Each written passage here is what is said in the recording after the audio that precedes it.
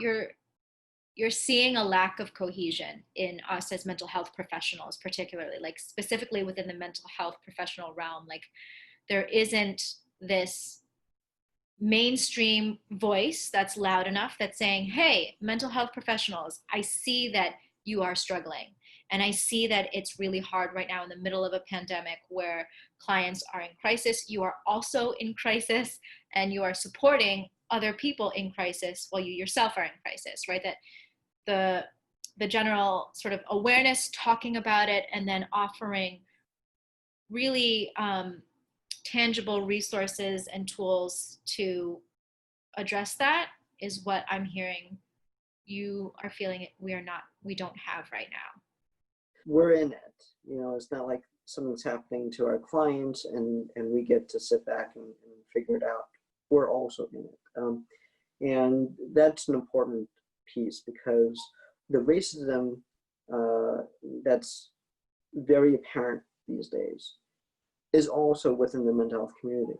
Mm-hmm. We're also struggling figuring out where we all stand, given where we practice, where we are in the country, how we've been socialized. Right, our life experience, sure. Right, how all those things come into play.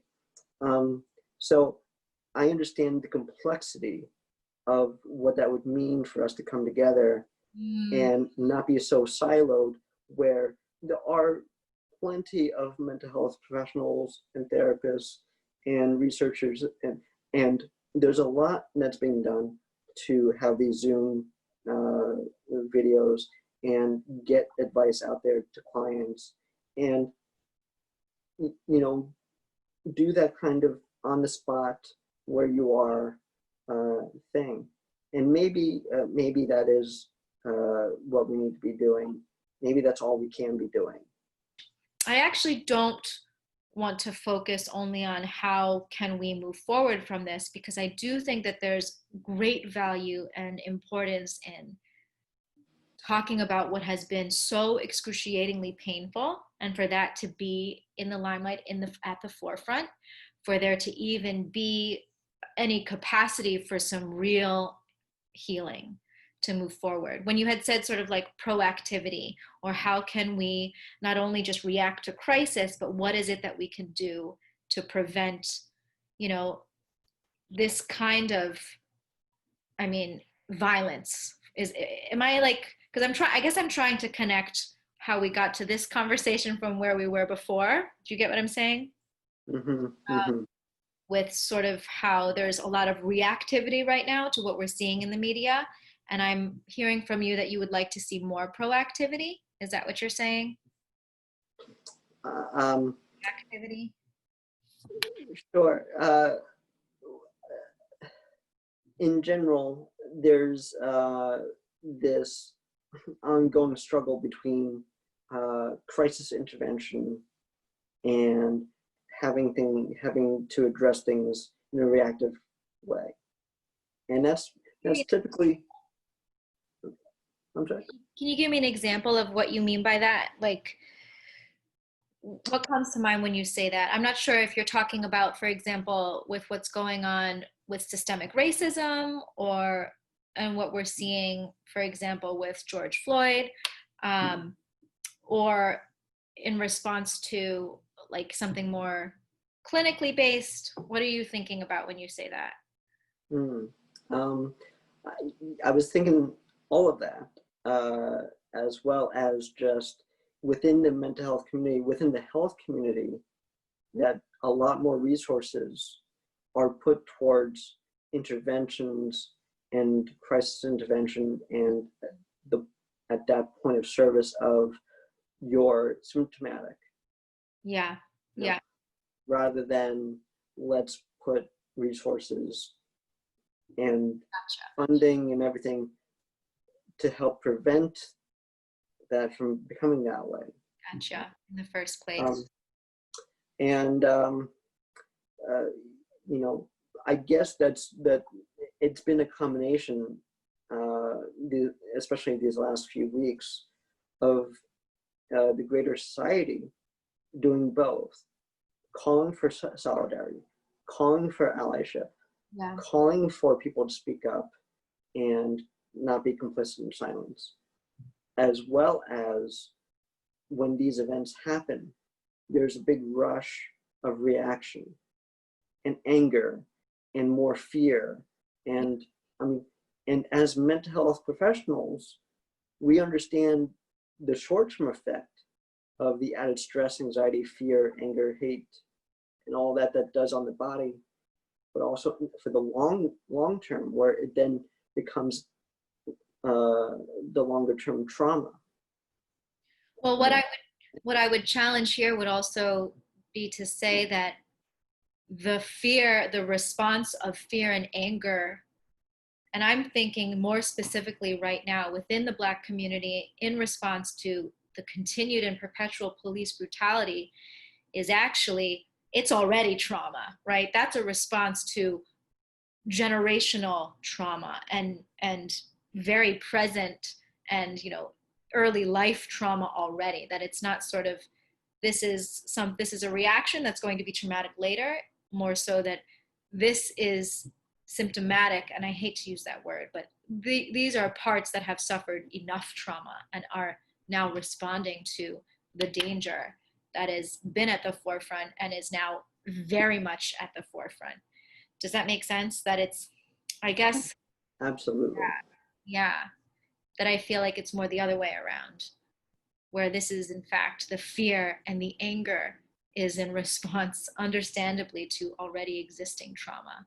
That essentially, you know, enough is enough, right? Where it just sort of, I think that the reactivity is so valuable right now because it is getting a lot of attention, and because, you know, it's sort of like, um, you know, it's sort of like if you have a child who has endured great trauma, and by no means do I want to minimize the Black community by saying that this is, you know, in relationship to, you know, a child, but in relationship to a child who has endured trauma, and I'm thinking also about adoptees, right?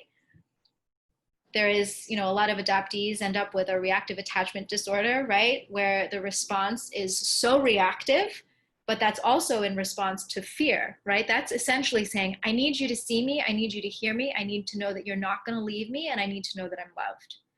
And so when we see anger, what we also know beneath the anger is a lot of hurt and fear, right? And so if we look at the reactivity as problematic, I have worries that we will never reach authentic healing, right? Because the fear is really important. I mean, the fear and the anger is so important to acknowledge that, whoa, there's something deeper here that we really need to pay attention to. You know what I mean? Absolutely. Absolutely. Uh, yeah, I mean, you hit on so much there of generational trauma, and but unresolved because racism has existed and Yeah, has not persisted really. absolutely. Uh, uh, you know, and in a way, the calls to action and all the outpouring for the love for Ahmaud Arbery and George Floyd, and I know that there are others as well, but uh, Mm-hmm. um, there's the aspect that it's unresolved, and what you're saying is that every new event, um, every new instance, every new um, uh, what would you say? You know, it's adding another layer to that trauma, Well, it's and right, and it's only activating the fear and the anger, multiplying it. And how do we get to that authentic place of healing if we're just continually bombarded with more and more instances and more accounts of the same kind of racial violence and the same kind of xenophobia and the same kind of um, even the small nuances of microaggressions and you know, just racial biases. Absolutely. I, So, I think I think too what I am really appreciating seeing is how can we talk to our children about racism and race starting early on, right? Because a lot of what we learn, racism is learned. It also, I mean, on a micro level, but also on a macro level. But I'm loving seeing, raising awareness for parents to say, hey, these are conversations that you really need to have with your children early on, not so that they don't sort of, they're not left to their own devices to figure out, to try to understand race, but to have real honest conversations about systemic racism and talking about race, I think is so crucial. And I'm loving seeing that coming to the forefront right now as a way to how can we be proactive about this? What is it that we can do so that this does not continue to happen? But I also think it's so important to, I think the pain is important to acknowledge, meaning that the reactivity and the anger and the fear is so important, because essentially what it's saying is, pay attention to me, pay attention to me, pay attention to me. You have to pay attention because it has been so excruciating. And so I think it's important for both things, right? To acknowledge the pain, and not but, and to also take a look at what has that deeper pain needed this entire time, and what can we do also moving forward to prevent continued pain. I do, though, think that to get to that place, to even get to the preventative measures, the acknowledgement is key. So I think what's really huge here is just listening, right? Just listening right now. With each murder, there's a hashtag, say my name, right? I need you to be aware that this happened and this is real, and I want you to listen and see this pain. And I think that that is essential before we can even move towards proactivity or preventative measures. Because, right, how can we do that without fully understanding the depth of what's happened and how much pain generations have endured as a result of systemic racism and white supremacy? well, Rachel, I really appreciate getting into all these things.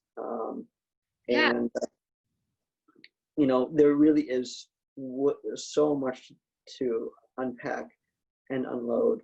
And I just want to bring it back around to appreciating where you started with.